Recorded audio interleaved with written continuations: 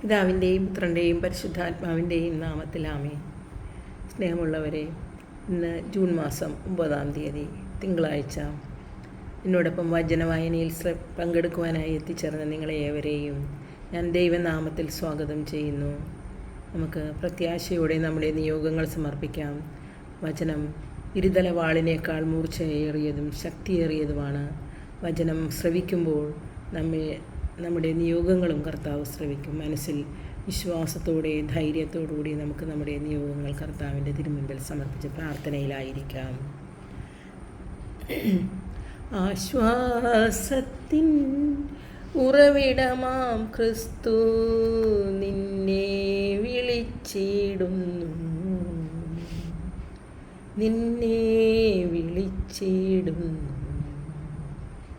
അധ്വാനഭാരത്താൽ വലയുന്നോരേ, ആശ്വാസമില്ലാതലയുന്നോരേ, ആണിപ്പാടുള്ളവൻ കരങ്ങൾ നീട്ടി നിന്നെ വിളിച്ചിടുന്നു, നിന്നെ വിളിച്ചിടുന്നു. വിശുദ്ധ മത്തായിയുടെ സുവിശേഷം 11-ാം അധ്യായം 28-ാം വചനം ഇപ്രകാരമാണ്: അധ്വാനിക്കുന്നവരും ഭാരം വഹിക്കുന്നവരുമായ നിങ്ങളെല്ലാവരും എൻ്റെ അടുക്കൽ വരുവിൻ, ഞാൻ നിങ്ങളെ ആശ്വസിപ്പിക്കാം.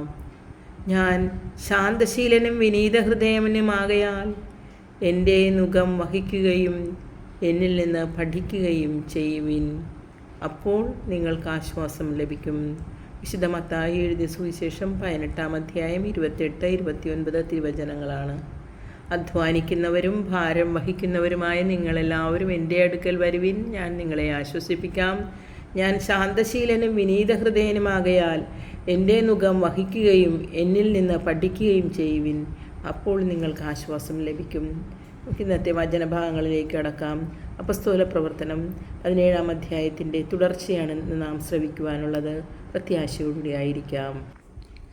അപ്പസ്തോലന്മാരുടെ പ്രവർത്തനങ്ങളിൽ നിന്നും 17-ാം അധ്യായം 16 മുതലുള്ള തിരുവചനങ്ങൾ. ആഥൻസിൽ പൗലോസ് അവരെയും പ്രതീക്ഷിച്ച് ആഥൻസിൽ താമസിക്കവേ നഗരം മുഴുവൻ വിഗ്രഹങ്ങൾ കൊണ്ട് നിറഞ്ഞിരിക്കുന്നത് കണ്ട് അവൻ്റെ മനസ്സിൽ വലിയ ക്ഷോഭമുണ്ടായി. അതിനാൽ സിനഗോഗിൽ വെച്ച് യഹൂദന്മാരുമായും മറ്റു ഭക്തജനങ്ങളുമായും പൊതുസ്ഥലത്ത് വെച്ച് എല്ലാ ദിവസവും അവിടെ കൂടിയിരുന്നവരുമായും അവൻ വാദപ്രതിവാദത്തിൽ ഏർപ്പെട്ടു. ചില എപ്പിക്കൂരിയൻ ചിന്തകരും സ്റ്റോയിക് ചിന്തകരും അവനോട് തർക്കിച്ചു. ചിലർ പറഞ്ഞു, ഈ വിഡ്ഢി എന്തു പറയാനാണ് ഭാവിക്കുന്നത്? ഇവൻ വിദേശ ദേവതകളുടെ പ്രചാരകനാണെന്ന് തോന്നുന്നു എന്ന് മറ്റുള്ളവർ പറഞ്ഞു. അവൻ യേശുവിനെക്കുറിച്ചും പുനരുദ്ധാനത്തെക്കുറിച്ചും പ്രസംഗിച്ചിരുന്നു. അവർ അവനെ പിടിച്ച് അവരെ അരയോപ്പാഗസിൽ കൊണ്ടുചെന്നു നിർത്തിയിട്ട് ചോദിച്ചു, നീ അവതരിപ്പിക്കുന്ന ഈ പുതിയ പ്രബോധനം എന്താണെന്ന് ഞങ്ങൾക്ക് പറഞ്ഞു തരാമോ? വിചിത്രമായ കാര്യങ്ങളാണല്ലോ നീ സംസാരിക്കുന്നത്. ഇവയുടെ അർത്ഥം എന്തെന്ന് ഞങ്ങൾക്ക് അറിയണമെന്നുണ്ട്. എല്ലാ ആഥൻസുകാർക്കും അവിടെ താമസിച്ചിരുന്ന വിദേശികൾക്കും പുതിയ പുതിയ കാര്യങ്ങളെക്കുറിച്ച് പറയുന്നതിനും കേൾക്കുന്നതിനുമല്ലാതെ മറ്റൊന്നിനും സമയമുണ്ടായിരുന്നില്ല. അരയോപ്പാഗസിലെ പ്രസംഗം. അരയോപ്പാഗസിൻ്റെ മധ്യത്തിൽ നിന്നുകൊണ്ട് പൗലോസ് ഇപ്രകാരം പ്രസംഗിച്ചു: ആഥൻസ് നിവാസികളെ, എല്ലാ വിധത്തിലും മതനിഷ്ഠയുള്ളവരാണ് നിങ്ങൾ എന്ന് ഞാൻ മനസ്സിലാക്കുന്നു. ഞാൻ ഇതിലെ കടന്നുപോയപ്പോൾ നിങ്ങളുടെ ആരാധനാ വസ്തുക്കളെ നിരീക്ഷിച്ചു. അജ്ഞാതദേവൻ എന്നെഴുതിയിട്ടുള്ള ഒരു ബലിപീഠം ഞാൻ കണ്ടു. നിങ്ങൾ ആരാധിക്കുന്ന ആ അജ്ഞാതനെക്കുറിച്ച് തന്നെയാണ് ഞാൻ നിങ്ങളോട് പ്രസംഗിക്കുന്നത്.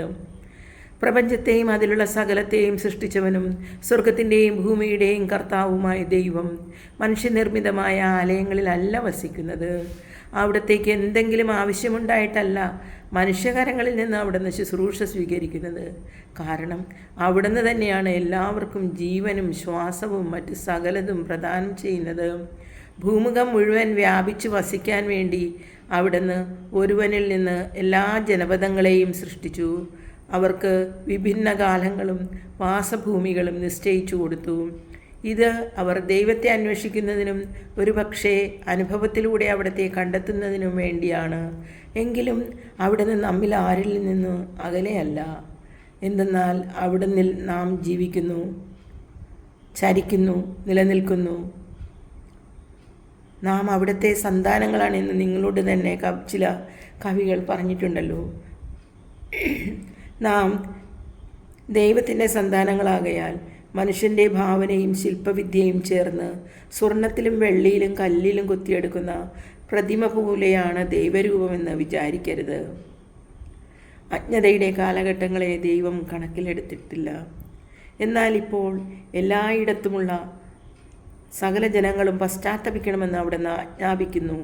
എന്തെന്നാൽ താൻ നിയോഗിച്ചിരിക്കുന്ന ഒരു മനുഷ്യൻ വഴി ലോകത്തെ മുഴുവൻ നീതിയോടെ വിധിക്കാൻ അവിടുന്ന് ഒരു ദിവസം നിശ്ചയിച്ചിരിക്കുന്നു. ആ മനുഷ്യനെ മരിച്ചവരിൽ നിന്ന് ഉയർപ്പിച്ചുകൊണ്ട് അവിടുന്ന് ഇതിന് ഉറപ്പ് നൽകിയിട്ടുമുണ്ട്. മരിച്ചവരുടെ പുനരുദ്ധാനത്തെപ്പറ്റി കേട്ടപ്പോൾ ചിലർ അവനെ പരിഹസിച്ചു. എന്നാൽ ചിലർ പറഞ്ഞു, ഇവയെക്കുറിച്ച് നിന്നിൽ നിന്ന് ഞങ്ങൾ പിന്നീടൊരിക്കൽ കേട്ടുകൊള്ളാം. അങ്ങനെ പൗലോസ് അവരുടെ ഇടയിൽ നിന്നും പോയി. എന്നാൽ കുറേ ആളുകൾ അവനോട് ചേർന്ന് വിശ്വാസം സ്വീകരിച്ചു.